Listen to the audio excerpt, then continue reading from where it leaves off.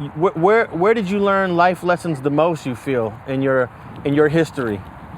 Being a parent, being a mother. I learned life lessons with making sure that what I done, that my kids do not do the same thing, especially with my daughter. I have one daughter and two boys. So I've been very harsh with her to make sure that she did not follow the same road as far as in gang banging or as far as in negativity. So the most impact of my life, I would say, would be being a mother and changing the generational curse.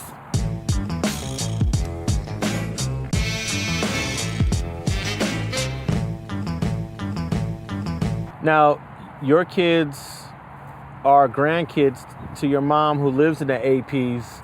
I take it that they visited the APs from time to time, or you didn't have a good relationship with your mom at that time when your kids were younger? When my kids was younger, I had a decent relationship with my mother at that time. So they was always at my mom's house growing up, yeah. Was you concerned, like, my kids are in the APs? No, because I didn't allow my kids to be in the APs where I was, where the bullshit was, because it took years for me to just completely let it go. But no, my kids are, I would say, considered shelter kids, because I didn't let them just roam around like that. Yeah, they played in the APs with the other kids, but it was at a minimum. It wasn't no outside at nighttime. It wasn't no you over here with me. It wasn't none of that. It was you be over there with the kids, and with the kids only, then go in the house. Is it difficult monitoring that type of activity with your kids to make sure they're not crossing certain lines? I mean, yeah, it's difficult because you have the influence of social media. You have influence of other kids that parents do not live by the same guidelines I live by. So yeah, it's hard. It was real hard. I mean, my oldest is 19. My second to oldest, he'll be 18 this month, and then I have a 12-year-old. So it was hard, and especially with, I would say, with my daughter, because she's aggressive like me. She's very aggressive, mean, you know what I mean? So it was hard molding that academically, you know what I'm saying? But I did a good job because my daughter is now in the military. You know, she just finished boot camp and she's living her life. So, and graduated from Centennial, honor roll with a 3.6. So I've stayed on her, but you know, each person is their own person. You have to be who you are. And my thing was, she would not be me. Were you ever concerned that any of your kids might get involved in gangs where they went to school at? I wasn't concerned about that. I never let that be a concern of mine because I dictate to my kids what they're going to do. I don't have that parenting where we in negotiation about anything. My kids understand that I say that you're going to do what I say do, or you're going to do what I say do. And those are the only two options. So I wasn't concerned about it. You make it sound pretty easy. This is what it's going to be, and well, they follow suit? I mean, that's the way I did it. And it's worked out pretty good. You know what I'm saying? I don't have no kids that's affiliated by no means. But I've raised my kids tough. You know, hands-on, you know, it is what it is. Now, you were raising your kids with their father for a while, but then you had to break away from that. Talk a little bit about that. You told it last time, but just give us a little reminder of how that went. I was with my kids' fathers for 11 years. All my kids have one dad. I was with him for 11 years. I broke away and left him and started on my own as a single parent when my daughter was 9, my son was 8, and my baby was 3. So it was tough figuring out who am I. You know what I'm saying? How am I going to do all this by myself when I've never had to do this as a parent by myself? I did not have an on and off relationship with my kid's dad while I was with him. It was solid 11 years. So with leaving that situation, I had to deal with my kids, especially my daughter, being angry with me because what she's seen is mom left dad. So I had to deal with that. So, I mean, it was a tough move, but I believe it was the best move for me.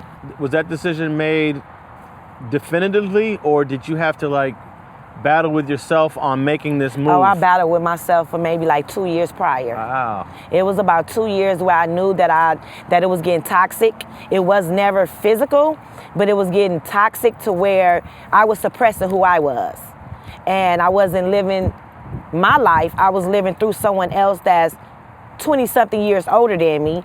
So, you know, that was a depression in its own self. You know, it's someone that's always telling you, I've been there, I've done that, and telling you why not to do it, but actually not allowing me to experience life for myself. So no, it was about a 2 year prior to leaving, I already was manifesting that. What are the challenges of being a partner with someone 20 years older than you with such a large age gap and basically generational gap? I would say my only challenge was not being able to be me, being suppressed. But I didn't have other issues, you know, like baby daddy drama, you know, another third party entity in the business. It was never nothing like that. So my only challenge was fighting him to be me. Do you recommend relationships with big age gaps, or do you think it's better when people are closer in age?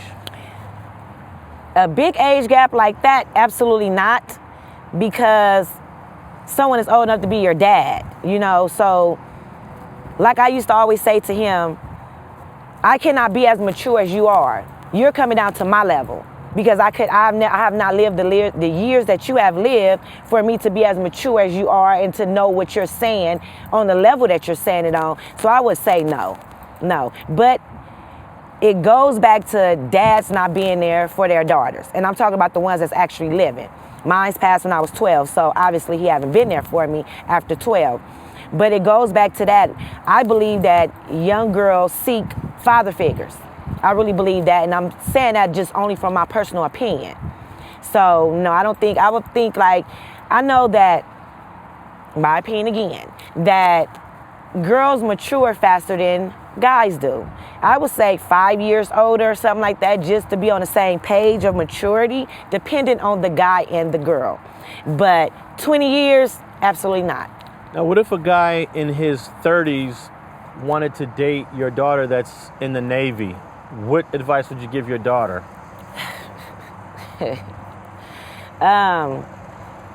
He too old. That's not 20 years, though. That's not 20, but that's too old, because I prefer for her to be with someone that can teach her as well as for her to teach them, and they grow together. Opposed to someone that thinks that not even, I wouldn't say think, opposed to someone that know that they've been there and they done that, and she's just now trying to explore that. Don't suppress her. And then you have to think about it.